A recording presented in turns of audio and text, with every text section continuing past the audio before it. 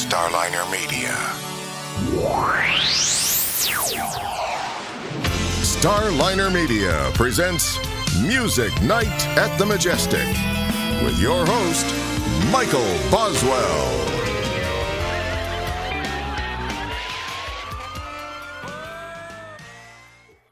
All right, so once again for Music Night at the Majestic, and with us tonight, Jann Klose. Jann, welcome to the show. Hi, Michael. How are you? Doing good. Tell you what, kind of a big day for you today. I understand. Yeah, as we are doing this taping here for your show, I found out about an hour ago that one of my songs, I have a single out in South Africa right now called "You and I," with a South African artist named Tamara Day, Dey, and we just heard that the song went to #1 in Johannesburg. Well, congratulations. Crazy. Yeah, thank you. I'm a little in shock because I'm trying to figure out what this means. Whatever it means, I'm sure it's good. Yeah, thank you. Well, I'll tell you, we would frequently say on the show, every musician's story starts somewhere. Mm-hmm. For you, where does the Jann story begin? The Jann story, yeah. So it actually starts in South Africa, I would say, because I grew up there and I spent time there as a child until age 11. Actually, we lived first in Kenya, Nairobi, Kenya, and then in Johannesburg, South Africa. And my dad worked for a German company called BASF, who you may know through, they invented chrome tape, audio tape, and a few other things like styrofoam, not so good for the environment. But anyway, the chrome tape makes up for it. So yeah, some useful things here. And so, my dad would come home from work and he would always bring blank tapes, like audio tapes, cassette tapes. And I had a tape player, that I was just given, and I loved it. It was a little tape player that I could record music on and record myself talking on. And that's how I spent a lot of my time. I would just sit in front of that tape recorder and press record and start talking. Or I would interview my brother, or, things like that. And that's kind of how it started. There's a cassette tape that my mother taped me singing that still exists. All it says on it is Jann, my name. And we listened to it a few years ago. I think she still has it. I wonder, it probably doesn't sound good anymore because, those tapes, sadly, they age. Right. Not like digital. So yeah, and it's a tape of me singing children's songs. And surprisingly, my pitch is pretty good. So I think it really started very early for me, music. It was always there, Yeah. Now, what made you use the keyboards is what you gravitated to first, correct? In the beginning, yeah. Well, in the beginning it was drums, but I wasn't allowed to play drums. I remember asking my grandmother, who we were living with, for my grandparents after my parents divorced. I remember asking her if I could play the drums, and she thought that was a very bad idea. So that never happened, sadly. But that was my first inclination. I think I was drawn towards rhythm and feel and energy, and and in Africa we were so lucky to be around so much music and so much performance and dance, and that energy was wonderful. It was like a dream for me. It was fantastic. I loved it. And then I would listen to the radio, and I would listen to, there was a lot of American music, British music on the radio. And that's what I would listen to. And so it was, it was the first, but then later on, when I became an exchange student, so we lived in Germany after that. I lived in Germany as a teenager in the 90s. And then I became an exchange student in the US on an American Field Service exchange student program. So, it's 90s in the United States. And there I I really got the support from my American host family that I really didn't have before that. There was a lot of dysfunction in my family at that time with the divorce, and I mean it was a mess. So when you have a teenager that says, I want to play rock music, can I at least get a guitar? No one's People weren't really particularly interested in that. So I kind of had to do it on my own, and I did. I started imagining what this would look like, and I would, again, I always used tape, like audio cassette tapes and a cassette recorder, until I had a mini disc player later on, and then CDs. But I basically grew up with tapes and CDs. That I was around for that big switch, and then obviously the internet came on, and everything changed again. But what I wasn't able to do before that, before I came to the States as an exchange student, the family that I stayed with in Ohio, actually, they're now in Florida. They've retired and moved to Florida, like all good Ohioans do, apparently. They were like, yeah, you want to buy a keyboard? Go for it. So I went to Kmart and picked up a Casio keyboard and just started teaching myself piano, and I started writing songs almost immediately. It was like someone opened the door for me. That's how it started. Yeah. Tell me this, Jan, with given the divergent, types of music that you've been exposed to, different cultures, what's the thing that you would say you picked up most on from traditional South African music? Rhythm, I would say, feel, and harmonic singing,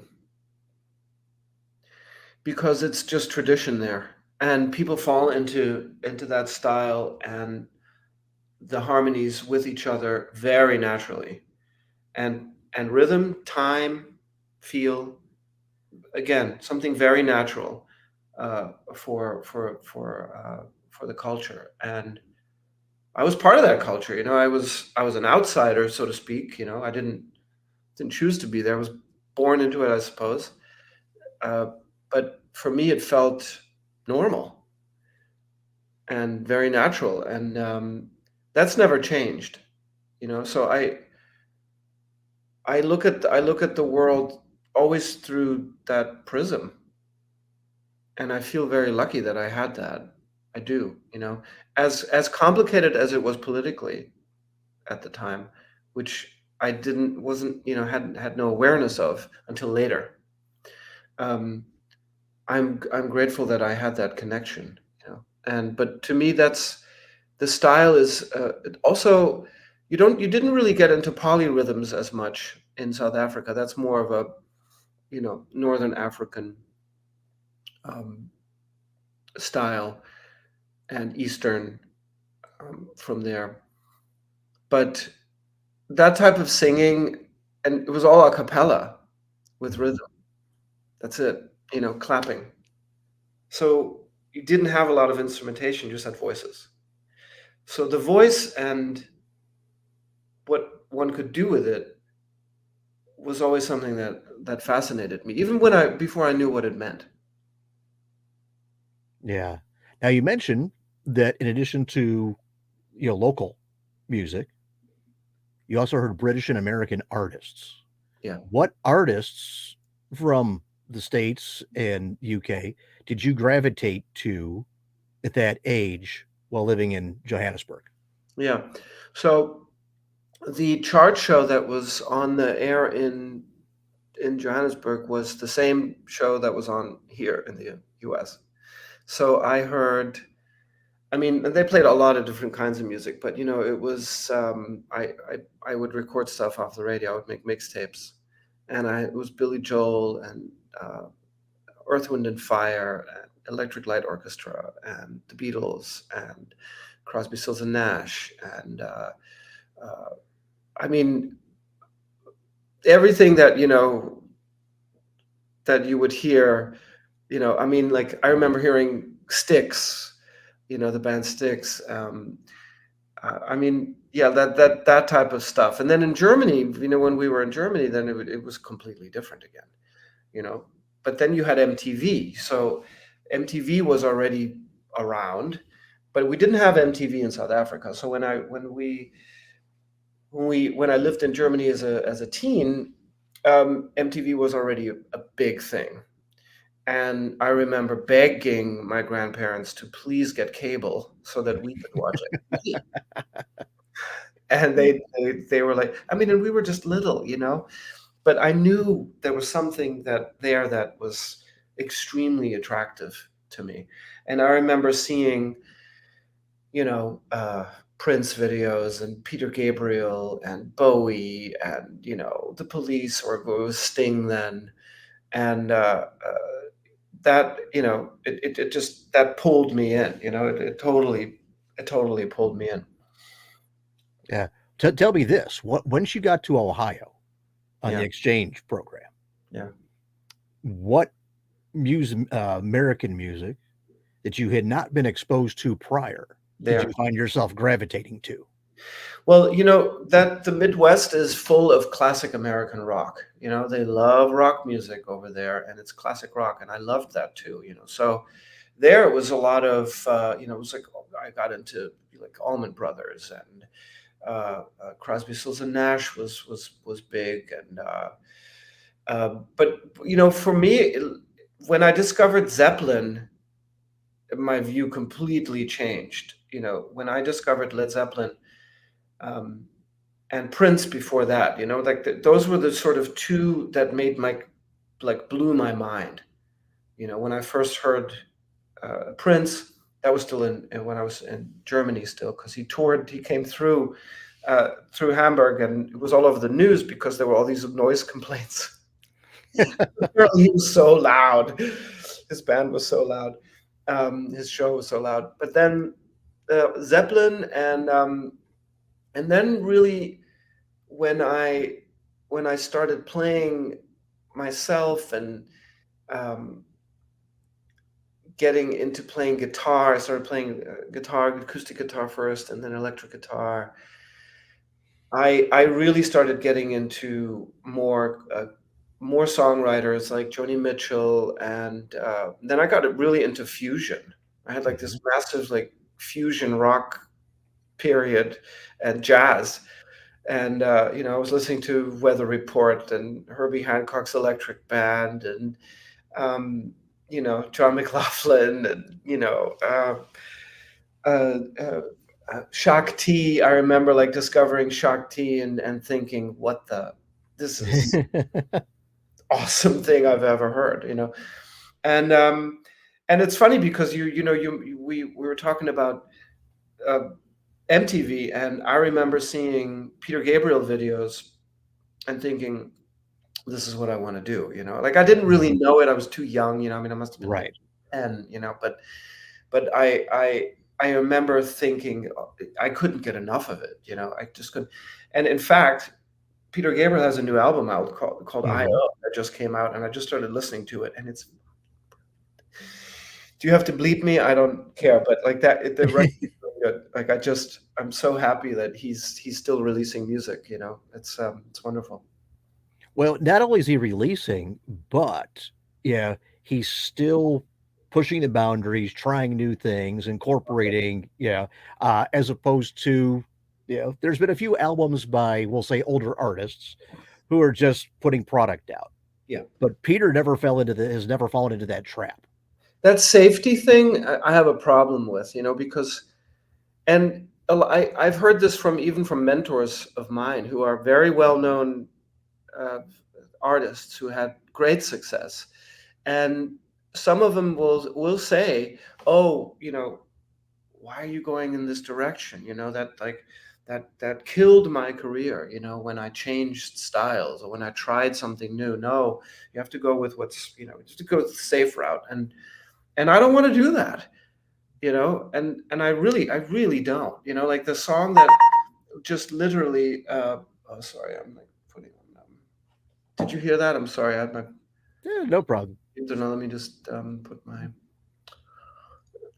See, people know this is not an AI generated episode because you wouldn't Yes, have that in there. we make mistakes all the This time. is real. Yeah, I love it. Just two guys talking to music. Yeah, that approach of safety first, I think in art is a mistake. And if that means you try stuff and you fall flat on your face, so be it. Mhm. But why do something that you've already done before? What's the point of that? Like the song that I was telling you earlier just literally went to #1 in Johannesburg. It's charting all over South Africa, but we have a #1 in Johannesburg on Jacaranda FM with it. It's called You and I. I wrote that song at a BMI writers. This is the story, but like this is how there's it doesn't just happen overnight. This is how this happened. It's a really interesting story. So I was invited to do a BMI songwriters camp. BMI is my performing rights organization, Broadcast Music Incorporated.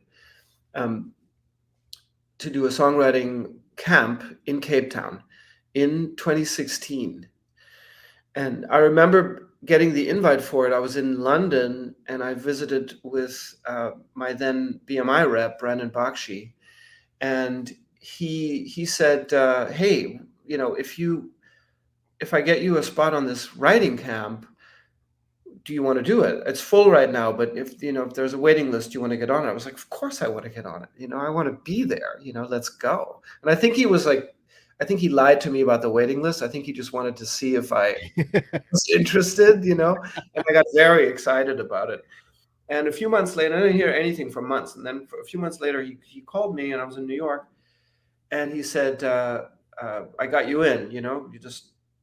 It's going to happen, and this is when. So I get to Johannesburg, and I booked a few shows around it because I just started performing in South Africa again the year before that.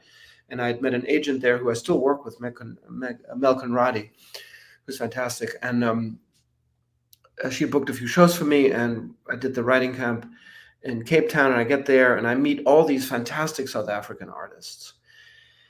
And it's a real mix of styles. You've got like young R&B people, and you've got like classic, like sort of rockers, and you've got like, pop people and producers. And I mean, it was across the board, and some heavy hitters, household names in South Africa who I had never heard of.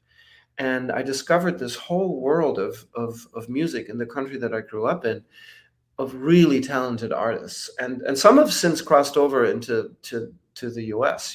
Tamara Day is one of them because of the work that we did together. So the song You and I was we would get writing briefs in the morning. So we would meet, and there would be breakfast, and they treated us very well. It was a wonderful time, to be honest. It was fantastic. Kind of rare, to get that kind of environment, because it's not always glitz and glamour in this business, as most people I think know. But this was really, really nice. But they would give us writing briefs. So the briefs would come from major labels from the US or UK or South Africa, and they would say, so and so needs a song that's in this style. Justin Bieber needs a song that's in this style. Beyonce is looking for something in this style. And you can follow the brief, or you can just do whatever you want. So I think the brief for You and I was one of the songs that they compared it to was a Yes song. The British, or are they American? British, right? British progressive rock legends. Yes, a great band. I know some of those people too. I met like a couple of the people in that band. And the brief was, what is that song by Yes? One of their biggest hits, Run Around? Run Around. Run Around. So the brief was Run Around by Yes. And I was with Tamara Day, who is more of a pop dance kind of club artist who had major success in South Africa. And another writer who was American but living in South Africa, named Jonathan Hamilton, going by Zion. He had a group called Liquid Deep, who had major dance pop, like club success in South Africa. And I thought, interesting, I'm being paired with a pop club writer, one's American, one's South African, you know, long story short, I'm like, this should be interesting. I'm coming from Mhm. a slightly different perspective than they are, but we all, passionate about writing songs and being in the creative space. And so we came up with this song called You and I, which we called Cosmic Love at the time, because we imagined, because the brief was a progressive song, I wrote this sort of progressive rock type of intro, which on my album that came out in 2018 called In Tandem was in that original version. Now the version that we have now is like this dance pop EDM-ish, retro disco version. But at the time, I thought, okay, let me write this sort of instrumental progressive intro, which we actually recorded as a string section, which was a lot of fun. But then the melody ended up being this sort of very pop sing along, vibey thing. And we imagined ourselves, Tamara and I imagined that we would be these two people who are on spaceships, that like space scooters, sort of like like motorcycles in space. This is how we were thinking about when we wrote the song. We're on motorcycles in space in these capsules and just like flying through the universe on this like mission to spread love. And that's how the song was written. And then the album that I made the year after that in South Africa, or 2 years after that, called In Tandem, was picked up by Gallo, got me a major record deal, and became a successful release. But You and I never became a single.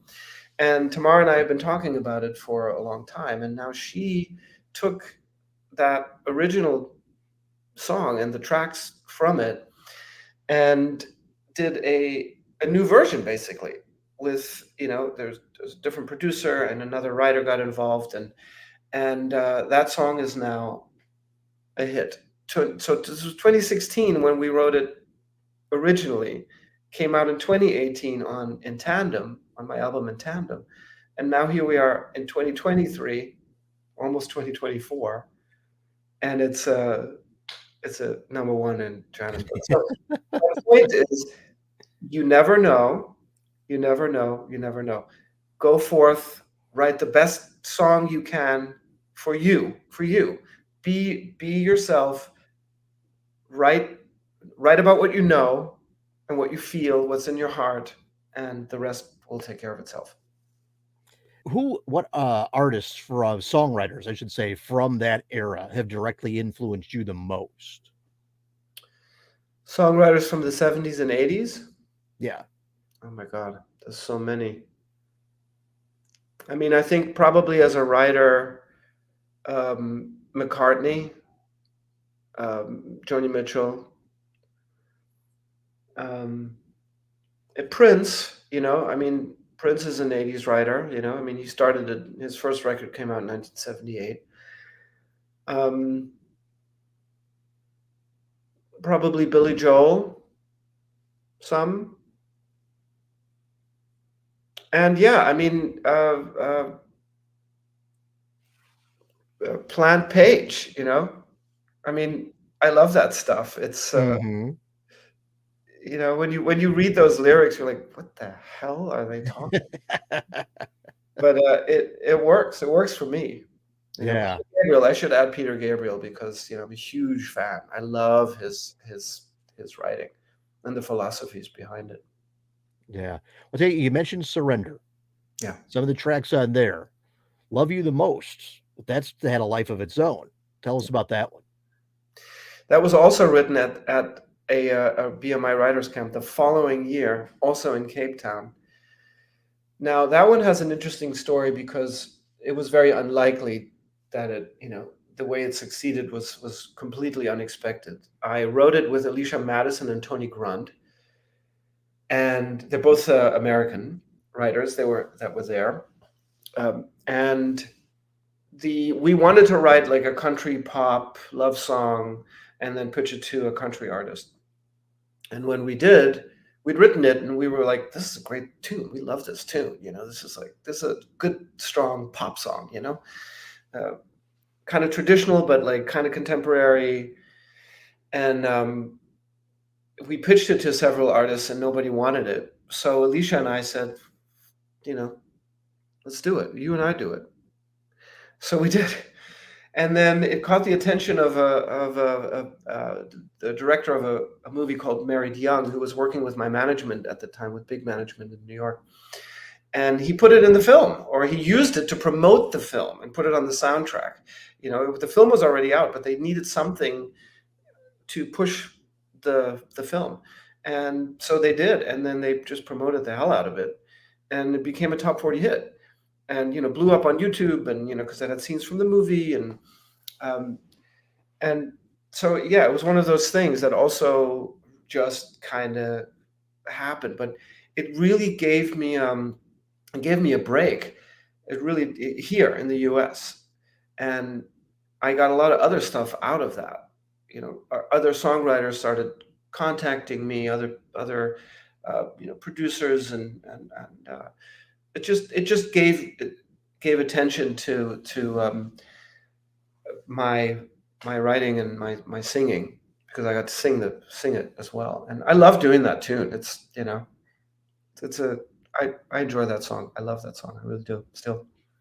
Yeah, tell me this: does it motivate you to look at writing music for film?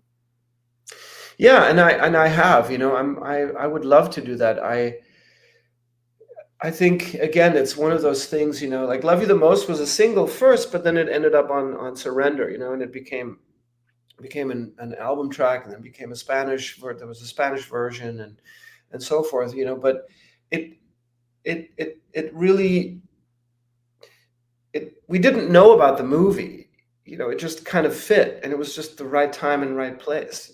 But what I would like to do is work with a filmmaker or a writer, director, a producer who has a concept for a film, and be part of the process, and write with the director, like work directly with the filmmakers, so that I'm part of the process and I can collaborate. I love collaboration. So that would be cool if I could do that. I mean, have had songs in films, and I scored a short film, but that would be great, to score or write songs for a feature. Yeah, well, I'll tell you. You mentioned collaborations and Peter Gabriel, which leads us to you with Annie Halsum. Annie Haslam. Haslam, I mean, on "Don't Give Up." Oh yeah. Yeah, Annie is wonderful. She was on the show previously, Oh, good. and yeah, wonderful lady. Yeah. Beautiful voice. Dear friend. Yeah, friends a long time. Yeah. Now, how did you guys come to record that particular track? Yes, so the Peter Gabriel song "Don't Give Up," which first was recorded, I think that was on So, his album So, with Kate Bush singing on it. Beautiful song. It was Annie. She brought it up. She didn't bring up. This is how it happened. So we had a show. I had to do a show with Annie Haslam at the Sellersville Theater in PA. I think it was an album release show for In Tandem. No, it must have been before that, because the song ended up being on In Tandem. So I'm not sure what it was. It was just a show I did, or that she was guesting on, or one of her shows maybe that I guested on. Several years ago, and we were at the Washington House, which is a hotel that's part of the Sellersville Theater. It's in Pennsylvania, and we were just hanging out afterwards and having a glass of wine and chatting, and a couple other people around, and she said, "Hey, Jann, we should record a song together, and why don't you write something like Peter Gabriel's 'Don't Give Up'?" And I said, that's a really tall order. Why don't we just do the song? because it hasn't been covered that many times, because it's kind of a difficult song to do. It's not, you really have to be clever about it. And she was like, "Yeah, let's do it." And that's how it happened. So she said, "Write something like that." I thought, "What? How am I going to write it up?" I didn't. I mean, I don't know. Maybe I would react differently to that now, but then I thought, why try writing something like it? Why not just do it? There you go. Well, I'll tell you what, Jan, I know we're coming up on our time here because you got to get to the studio. Yeah, There's so much stuff we didn't get into, so hopefully in the future you'll have time to come back so we can get to that. sure. Talk about making sound and the other records and such. Uh, I know you're going out on tour, so tell us Yeah. about that. So when this airs, I will be in Germany doing some shows in and around Hamburg. The 4th I'm doing a music like at a music store. I'm doing a signing and a short performance. 4th of January, January 5th at Birdland, Hamburg. January 6th is a house show that's sold out, and January 7th I will be at on national radio in the Netherlands on a show called Leo Blokhuis show, which is their national music program that I'm going to be on the 7th, and that tapes in Hilversum in Amsterdam. So that's January 7th, and I think that's live. So there you Oh, go. very nice. Very nice. All right, yeah, we'll tell you what. Yeah, know you're busy, so I appreciate you taking the time out of your day to join us. A pleasure. Thanks for having me, Michael. It's really nice. Yeah, No yeah. problem. All right, everybody. Well, on that note, we're going to bring this one to a close. Jan, thanks for being here. Everybody, thanks for watching. Have a good night. Bye. This has been Music Night at the Majestic with Michael Boswell. If you enjoyed this edition of Music Night at the Majestic, follow us on Facebook, YouTube, Twitter, Instagram, and at musicnight.net. Music Night at the Majestic is a copyright production of Starliner Media. Any use of the accounts and descriptions of this program, its audio or visual content, without the express written consent of Starliner Media is prohibited. Thank you for joining us this evening. We'll see you next time for Music Night at the Majestic. This is your announcer speaking.